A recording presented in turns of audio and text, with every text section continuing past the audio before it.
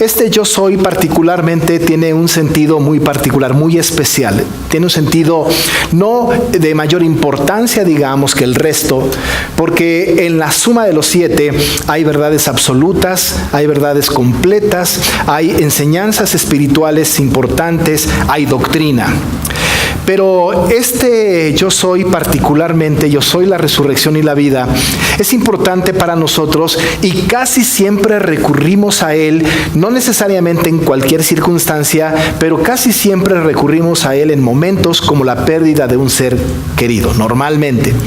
Hemos hablado, por ejemplo, en los funerales, y yo he atendido cientos de funerales quizá, pero no, hemos hablado en funerales al respecto de que, por decir algo, es la última morada. Hablamos de esto.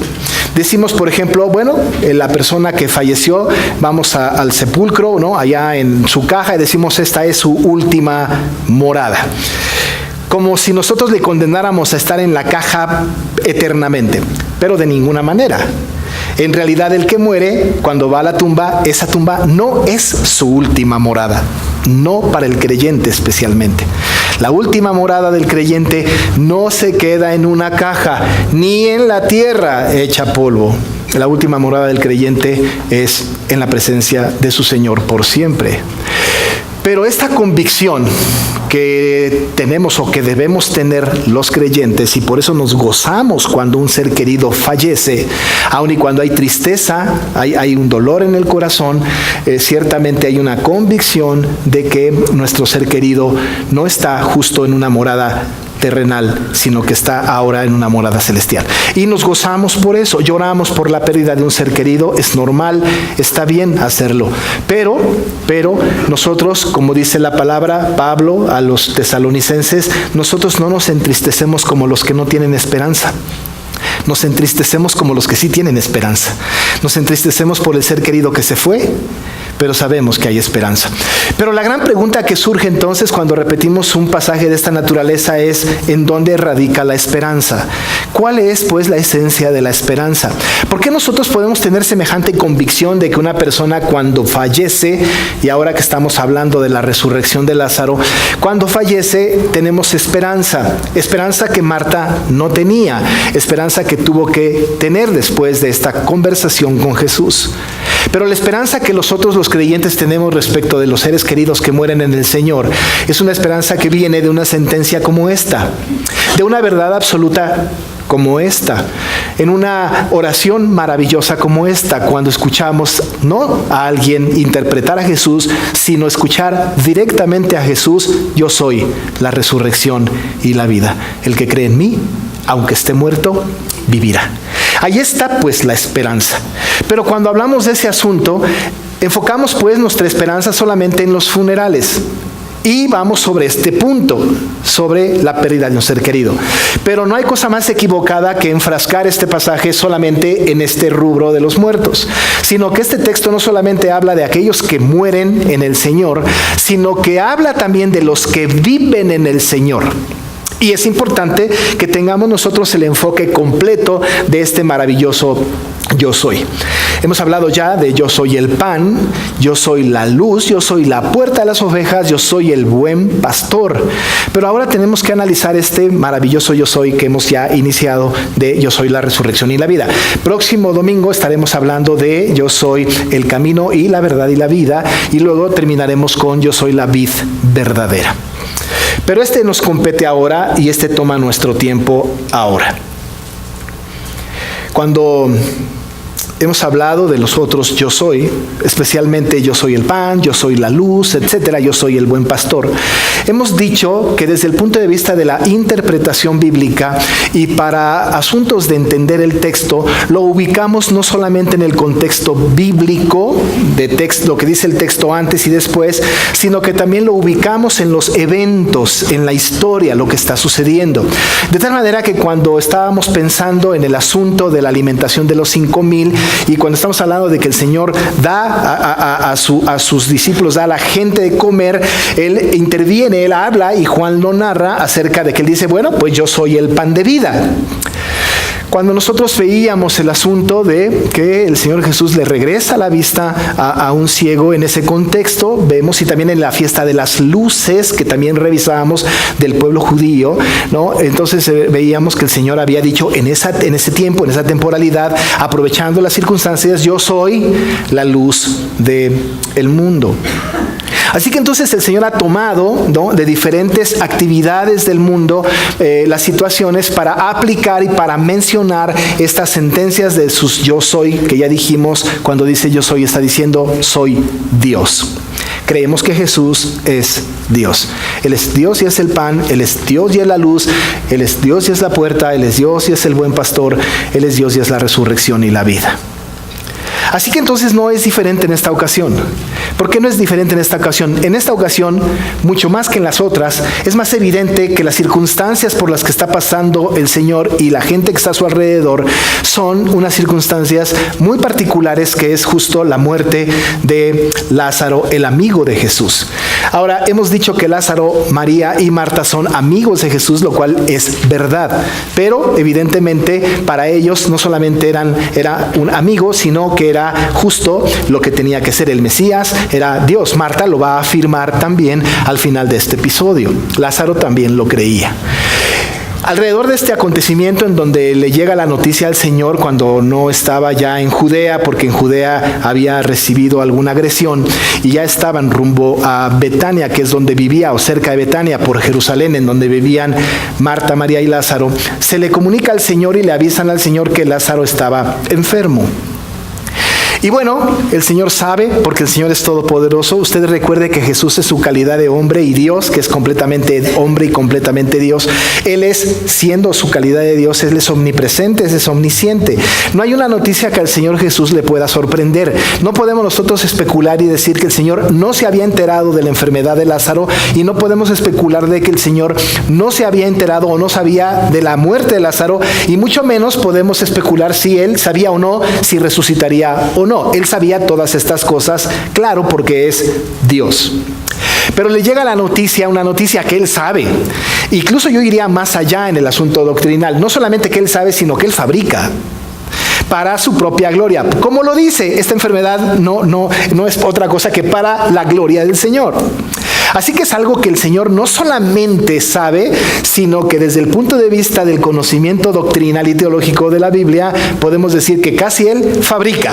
Desde antes de la fundación del mundo, el decreto estaba en ese momento en que Lázaro tenía que enfermar, tenía que morir y tenía que resucitar. No es un asunto que va a sorprender a la historia de Dios, porque Dios es el Dios de la historia.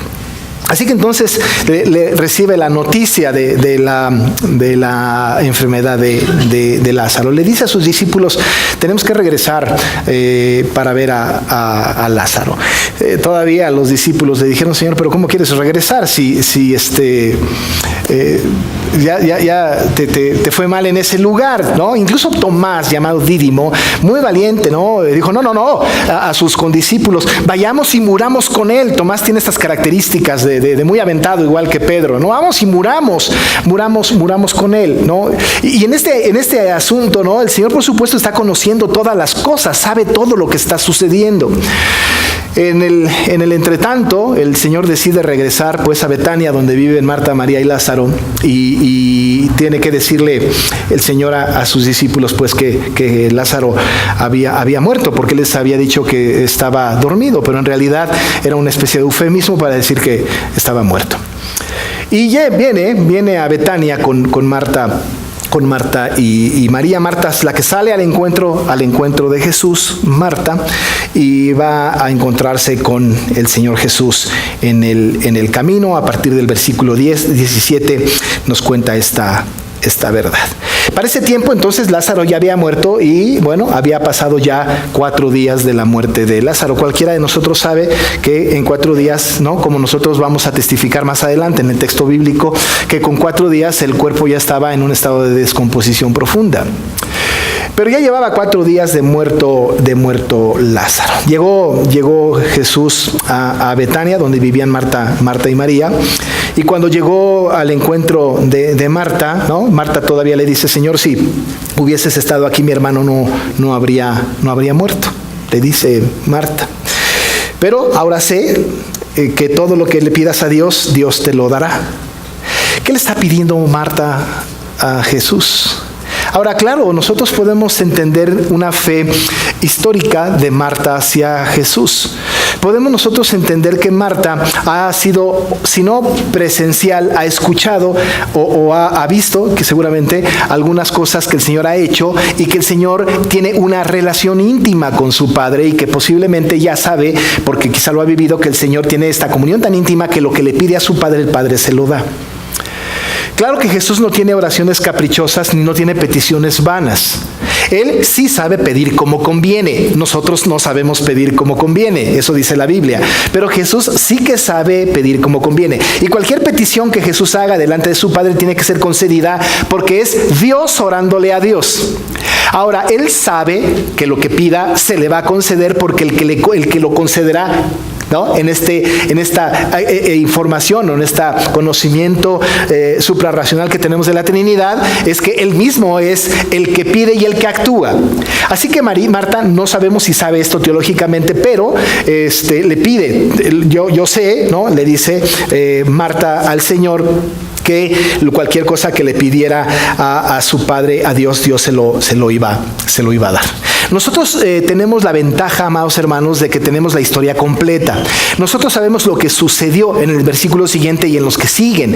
Sabemos que va a ir Jesús para allá. Sabemos que Jesús va a estar delante de la tumba. Sabemos que Jesús le va a decir a Lázaro, Lázaro, ven fuera. Sabemos que Lázaro saldrá. Eso lo sabemos nosotros. No podemos juzgar demasiado a Marta. Cuando esto está pasando, no había la siguiente historia. El único que conocía la siguiente historia o el minuto siguiente, la hora siguiente, era Jesús. Marta no, pero Marta está angustiada por la muerte de su hermano Lázaro. Entonces le dice, por favor, Señor, haz algo. No sé si le estaba pidiendo resucítalo porque no está en el contexto de la petición de Marta, pero a lo mejor estaba pidiendo lo que tú le pidas al Señor respecto a darnos consuelo, ¿nos lo dará? No lo sabemos. Pero bajo estas circunstancias, el Señor entonces le dijo, tu hermano resucitará. Ahora, ya digo, como nosotros tenemos el contexto completo, no solamente de lo que sigue, sino de toda la Biblia, casi pudiésemos afirmar y juzgar un poco a Marta y decir, ay, Marta, ¿cómo no entiendes? El Señor lo va a resucitar. Lo va a resucitar ya, en una hora, ¿no? Pero esta información Marta no la tiene. La información que Marta tiene es la información que está desde mucho antes de este evento. Los fariseos, los rabinos, pues, los judíos de la sinagoga, y no todos porque los publicanos no, pero los fariseos sí creen en la resurrección. Aquellos fariseos creen tanto en la resurrección que saben que la gente va a resucitar. Incluso tienen una convicción de una resurrección para justos e injustos. El problema es que ellos hablan o piensan de la resurrección o piensan acerca de que va a resucitar a alguna persona solamente cuando ha sido justa. Es decir, ha cumplido la ley. Toda aquella persona que cumple la ley, toda aquella persona que tiene una conducta correcta, entonces resucitará. Tienen un concepto de resurrección farisaico un poco equivocado, porque la resurrección a la que habla la Escritura es diferente, y la vamos a ver en un momento. Pero entonces el Señor está diciendo, tu hermano resucitará. Marta solamente tiene el conocimiento de una resurrección postrera, es decir, al final de los tiempos. Es una información que nosotros también tenemos. Lógicamente hablando, no pudiésemos nosotros de hablar de una resurrección temporal, es decir, en el tiempo en el que estamos viviendo. Para nosotros, y dice la Biblia, está establecido que el hombre muera una sola vez y después el juicio. No hay manera de que nosotros podamos creer que el Señor, ¿no? o que cualquier persona que muere va a resucitar en algún momento. Por ahí estaba escuchando a un predicador hace unos meses de una noticia de una persona en algún lugar, no recuerdo ahora el lugar, ¿no? Pero que se presumía o que decía que resucitaba muertos, que se llevaban a los muertos y que los resucitaba, y eso es imposible. Y si hace una cosa de esa naturaleza, esa viene de Satanás, no puede venir de parte de Dios de ninguna manera. Pero es imposible, esto no puede ser. La única posibilidad de resucitar es con el poder sobrenatural que Jesucristo ejerce sobre aquellos, y lo hará en esta temporalidad, pero hasta el final del tiempo, cuando el Señor venga en gloria, y entonces los muertos en Cristo resucitarán primero. Pero entonces el Señor le estaba hablando a Marta acerca de una resurrección. En la mente de Jesús está la resurrección inmediata de Lázaro, pero en la mente de Marta está la resurrección postrera de Lázaro. Tanto así que Marta le dice, yo sé que resucitará en la resurrección en el día postrero. En el día postrero. El Señor no le llama la atención, no le regaña, ¿no? Pero entonces, después de que Marta tiene esta información, el Señor le va a dar una lección maravillosa, llena de un contenido doctrinal que verdaderamente es hermoso. Yo voy a comentar de los versículos 25 y 26 varias cosas que tienen que ver con un tema doctrinal y esperanzador para todos nosotros. Jesús le dijo, después de que Marta dijo, yo sé que resucitará en el día postrero. Dijo el Señor, yo soy la resurrección y la vida. El que cree en mí, aunque esté muerto, vivirá. Yo soy la resurrección y la vida. No represento a la resurrección. No me parezco a la resurrección. No defiendo la filosofía de la resurrección. Él encarna el término diciendo, yo soy la resurrección y la vida. Quiero que noten que en el texto, y que no está caprichosamente colocado así, sino divinamente colocado así, en el texto están dos conceptos que son necesariamente cronológicos, uno luego el otro. Dice el Señor, yo soy primero la resurrección y luego la vida. No dice yo soy la vida y la resurrección. Nosotros en nuestra mentalidad muy humana y muy actual, ¿no?, en la filosofía del mundo, es prácticamente imposible que suceda como Jesús lo dijo. No es primero resucito y luego vivo, ¿no?, sino es primero vivo, luego resucito. Y en el proceso hay muerte, porque vivo, muero y luego entonces resucito. El Señor está hablando acerca entonces de que Él encarna la resurrección y que Él es la resurrección y la vida. Pero el Señor tiene un concepto de la teología bíblica del Antiguo y en el Nuevo Testamento importante. Porque cuando se habla de resurrección, y a Jesús no le tenemos que enseñar doctrina bíblica, pero nosotros sí, cuando se habla de la resurrección y la vida, tenemos que tener, para que podamos seguir en el estudio de estos dos versículos, un conocimiento previo respecto de la doctrina. Cuando hablamos de resurrección, amado hermano, y pongan mucha atención en esto, estamos hablando de que en la Biblia se habla de dos resurrecciones. Apocalipsis 20, por ejemplo, en el versículo 5 y 6 deja claro que hay una primera resurrección. Y si hay una primera resurrección, entonces hay una segunda resurrección. Si no hubiera una segunda resurrección, no se diría o no se hablaría de una primera resurrección. Tenemos entendido entonces en el contexto bíblico que hay dos resurrecciones. La primera y la segunda. Pero ¿cuál es cuál?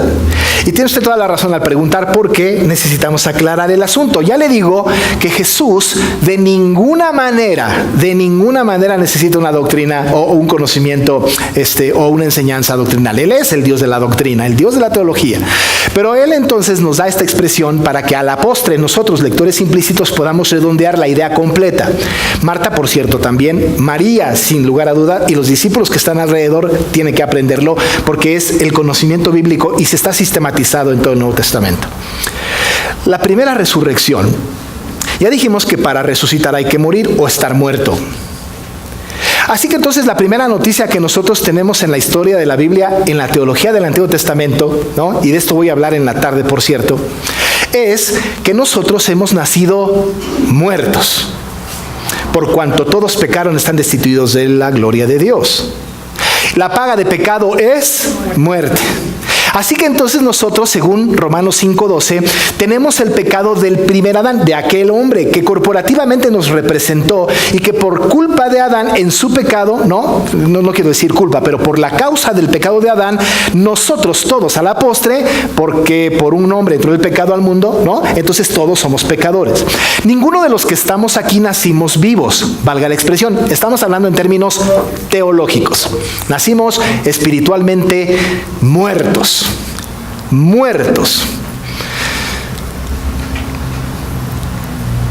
Cuando nació mi nieta, mi hijo fue muy agresivo con ella, pero él entendía y le decía, es un espectro de maldad.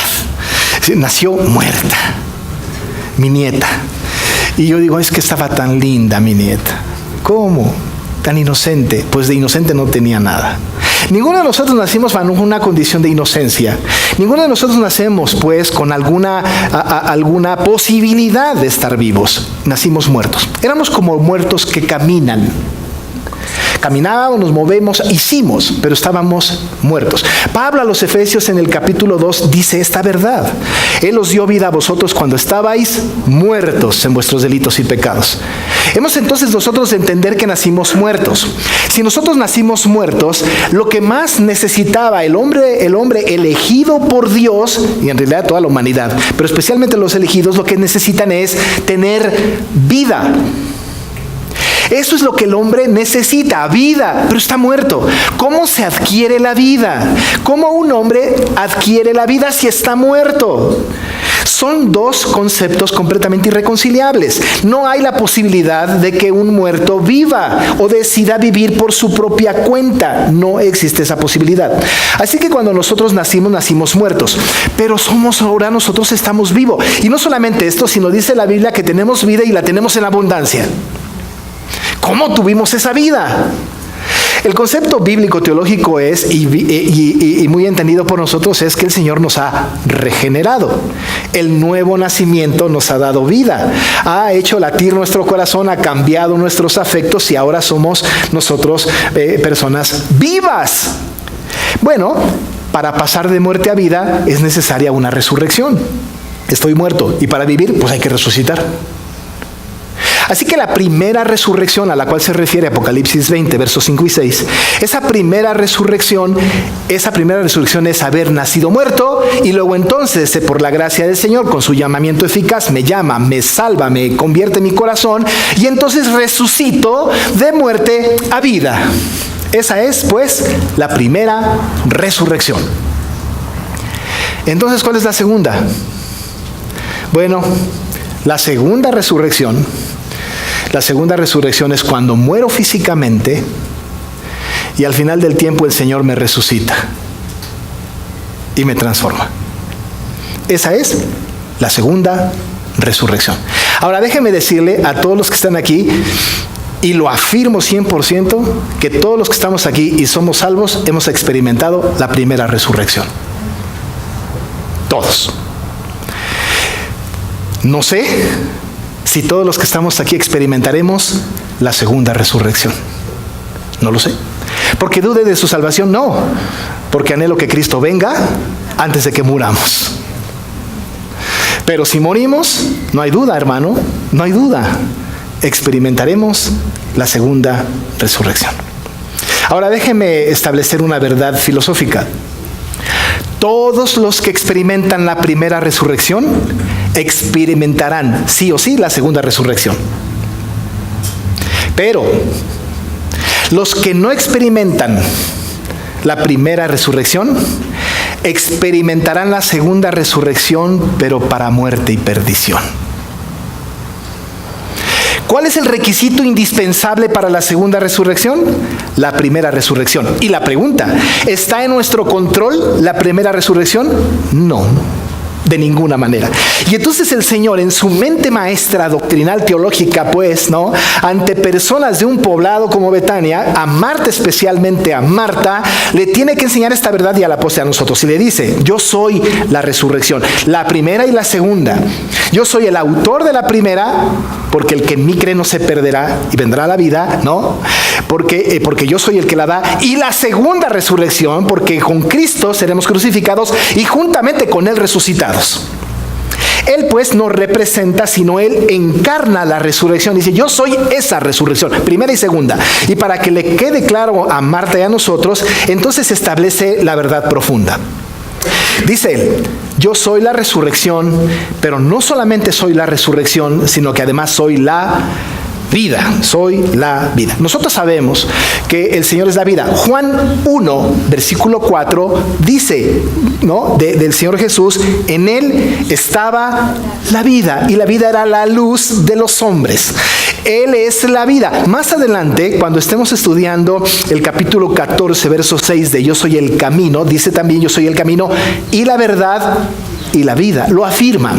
Sabemos entonces que no solamente es la resurrección, sino que es la vida. Pero la vida después de la resurrección, no antes de la resurrección, después de la resurrección. Soy la resurrección y como consecuencia la vida. Y entonces añade: el que cree en mí, aunque esté muerto, vivirá. ¿Por qué? Porque soy el autor de la segunda resurrección. El que ha nacido de nuevo, ha depositado su confianza en mí, ha sido llamado por mí, ha venido a mí. Exclusivamente que cree en mí, no importa que esté en una condición de muerte, experimentará la segunda resurrección. Y aquí está hablando justo de los muertos que cuando mueren van a resucitar. Por supuesto que indirectamente se está refiriendo a Lázaro, que un poquito después, estando muerto, va a resucitar. Es una resurrección milagrosa que confirma la verdad. Habla entonces aquí de los muertos que experimentarán la segunda resurrección. El que cree en mí, aunque esté muerto. No importa. Pero muerto físico, ¿eh? El que esté en mí, el que cree en mí, aunque esté muerto, vivirá. ¿Sabe qué? La muerte no es un enemigo para el creyente. Dice Pablo a los Corintios: y el postrer enemigo, que es la muerte, fue vencido. Tanto así que Pablo dice: ¿dónde está, oh muerte, tu aguijón? ¿Dónde, oh sepulcro? A ver, vente, tu victoria. La resurrección le da certeza al creyente de que la muerte, lejos de ser enemigo, es aliado.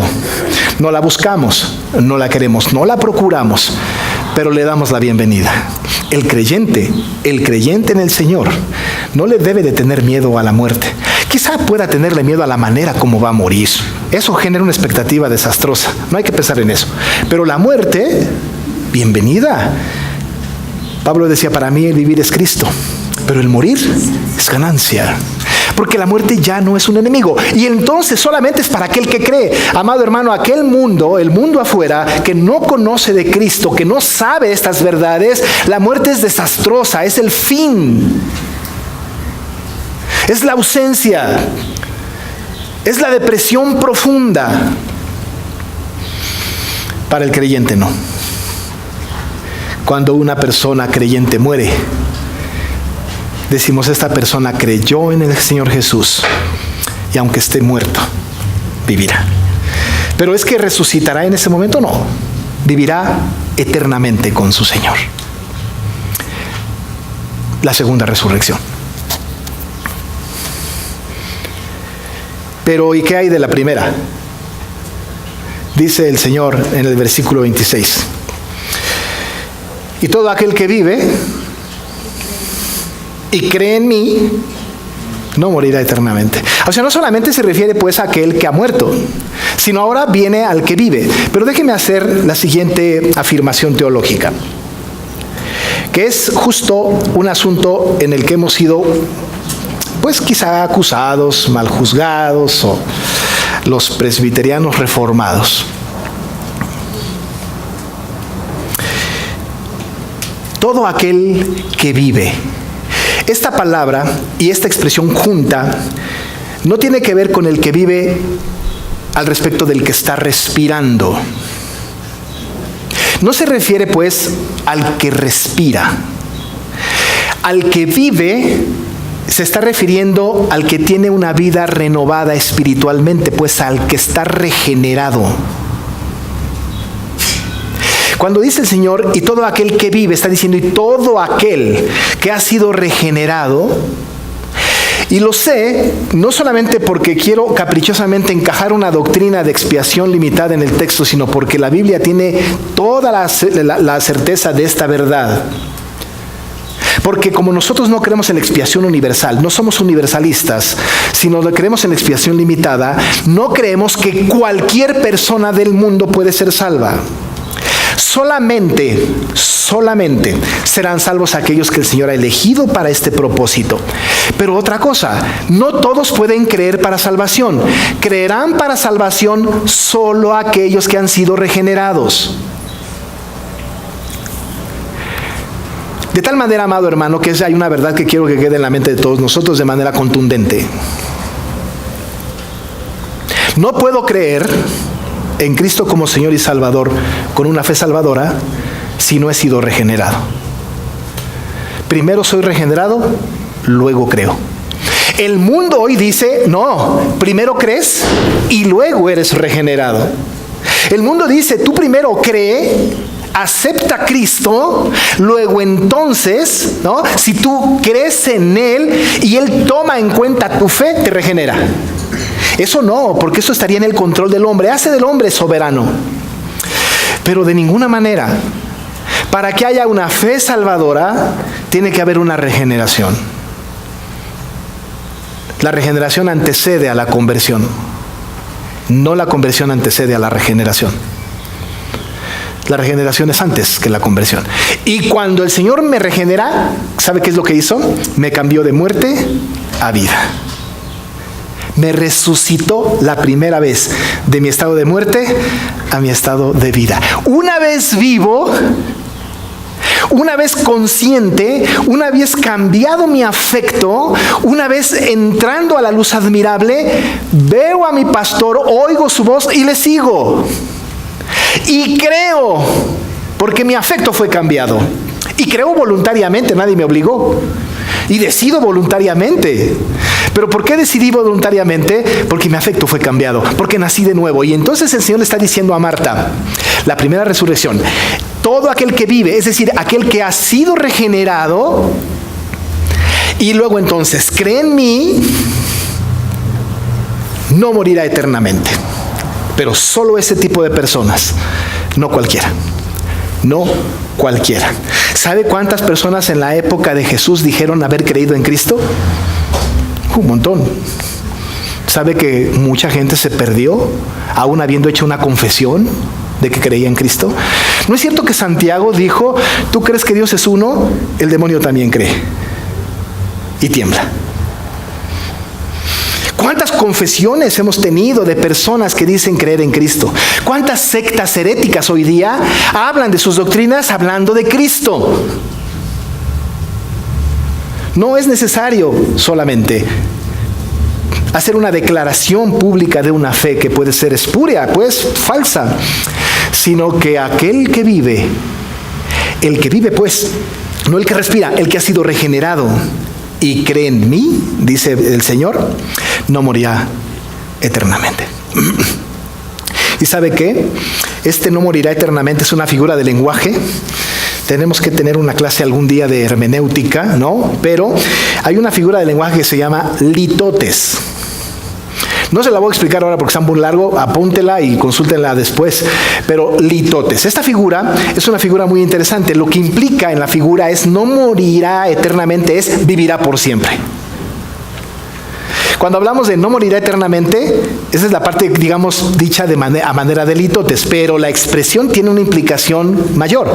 La implicación de la afirmación es vivirá por siempre. No morirá eternamente, la contraparte es vivir por siempre. Así que dice el Señor, todo aquel que vive y cree en mí, vivirá eternamente. Vivirá por siempre. Por siempre. Esto es lo que hace que nosotros tengamos premura para la predicación del Evangelio, amados hermanos. No sabemos cuántas personas en el mundo hay que el Señor ha elegido para salvación.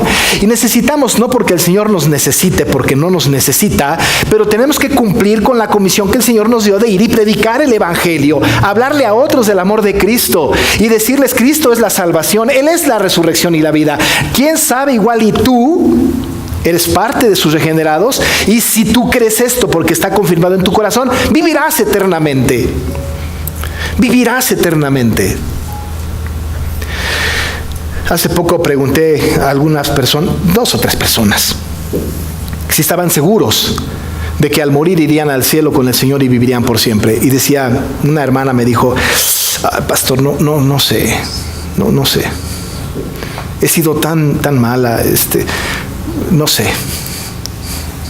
Hermano, el creyente afirma, confirma que el que vive y cree en Él vivirá eternamente. No depende de usted, depende de Él, o dependió de Él, que ya lo hizo. Esa es una verdad absoluta y profunda. No se requiere entenderlo tanto como creerlo, porque entenderlo es muy difícil. Por eso el Señor, cuando se dirige a Marta, no le dijo, ¿entiendes esto? No le dijo, ¿te quedó clara la enseñanza de doctrina? ¿Es importante la doctrina? Sí, mucho. Es importante entender los conceptos, por supuesto que es importante, pero apeló a su fe.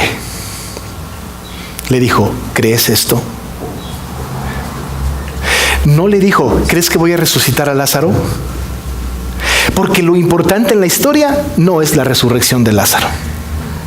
Recuerda que al principio de estos sermones decíamos, tenemos que seguir al Señor de la señal, no a la señal del Señor. Nos confundimos y desviamos nuestra atención si vamos y exaltamos la resurrección de Lázaro. La señal del Señor no es tan importante como el Señor de la señal. Así que a Marta no le está diciendo, ¿no? ¿Crees que voy a resucitar a tu hermano? No. ¿Crees esto? Hay en tu corazón una firme convicción de que tú estás regenerada y si crees vivirás eternamente. No le está diciendo, Lázaro, ¿tú lo crees? Amados hermanos, yo les pregunto a ustedes, ¿creen esto? ¿Creen que Jesucristo es la resurrección y la vida? ¿Creen ustedes, amados hermanos, que han sido regenerados por Cristo y que el que vive y cree en Él vivirá eternamente? ¿Lo creemos? Sí, lo creemos.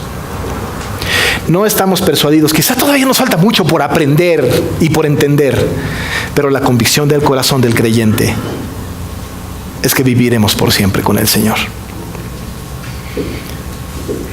Ya sea que vivamos o que muramos, somos del Señor y viviremos por siempre.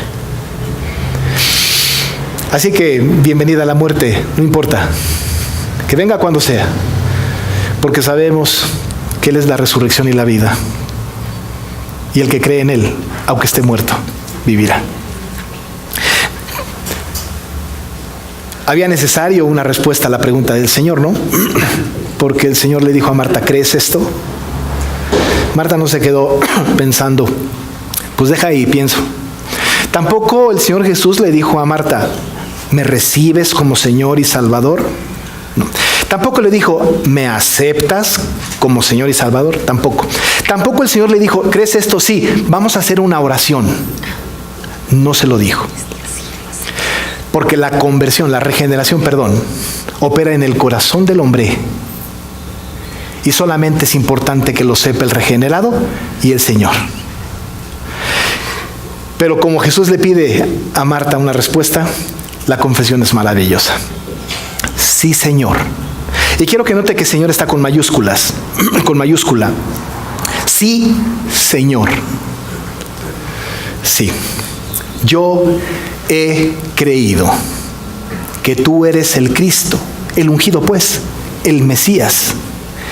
Yo he creído que tú eres el Hijo de Dios, que has venido al mundo. Hemos de notar que la palabra ahí no es yo te recibo como Señor y Salvador. Solamente es una expresión de su corazón, de una genuina conversión.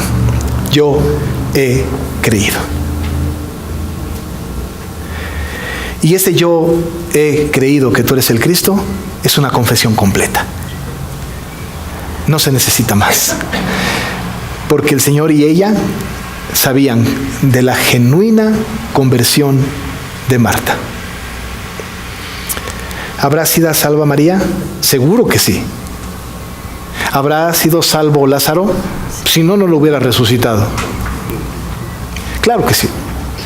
Pero la respuesta de Marta Es una respuesta completamente válida que deja afuera todo método actual evangelístico. Solamente una convicción. Sí, Señor, yo he creído que tú eres, casi dice Dios, que tú eres el Cristo, el Hijo de Dios, que has venido al mundo. ¿Qué hizo que Marta confesara eso? ¿El discurso tan lindo de Jesús? Puede ser que sí, porque Jesús es Dios. Pero lo que operó en Marta fue que el Señor regeneró su corazón. Y por eso vive, porque estaba regenerada, experimentó la primera resurrección y creyó. Ella era una de las que vivían y creían en Él. Marta ahora tiene la certeza que vivirá eternamente. Después de la enseñanza, Jesús se va a resucitar a Lázaro. Nosotros, hermanos, como iglesia, hemos de valorar que nosotros creemos, no porque nosotros hemos decidido, sino porque el Señor ha implantado, nos ha regenerado, nos ha dado la nueva vida, la primera resurrección, y por eso, solo por eso, hemos creído en Él. Y por eso, todos los que estamos aquí, que hemos hecho esa confesión que nace de un corazón regenerado, viviremos eternamente. Así que, mis amados hermanos, nos veremos por siempre, aquí y en la eternidad. Solo que en la eternidad será en estado de perfección. Aquí nos vamos a seguir peleando un rato, pero allá en perfección, porque hemos creído en Él y porque tenemos vida en su nombre. Vamos a orar. Señor, qué profundas tus palabras. Nosotros, Padre, hemos experimentado a lo largo de nuestra propia historia algunos fallecimientos. Ha muerto gente que amamos. Nos ha dolido mucho. Pero hemos visto, Señor, dentro de nuestros familiares algunos que han muerto y que creyeron en ti, porque tú les diste la primera resurrección. Pues sabemos que aunque están muertos, vivirán por siempre contigo. Esa es la esperanza. Pero nosotros, Señor, que vivimos, que hemos sido pues regenerados, y que por causa de la regeneración hemos creído en ti, sabemos, Dios, que viviremos eternamente. ¡Qué maravilla! Porque no le tenemos miedo a la muerte. Porque el mismo poder resucitador de Jesús al llamar a Lázaro de la tumba y el salir, será la misma voz que nosotros escuchemos cuando venga en gloria y resucitemos juntamente con Cristo. ¿Para qué? Para vivir eternamente. Sí lo creemos, Señor.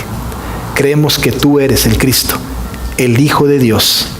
Creemos que viviremos por siempre. Alabado y glorificado seas en el nombre de Jesús. Amén.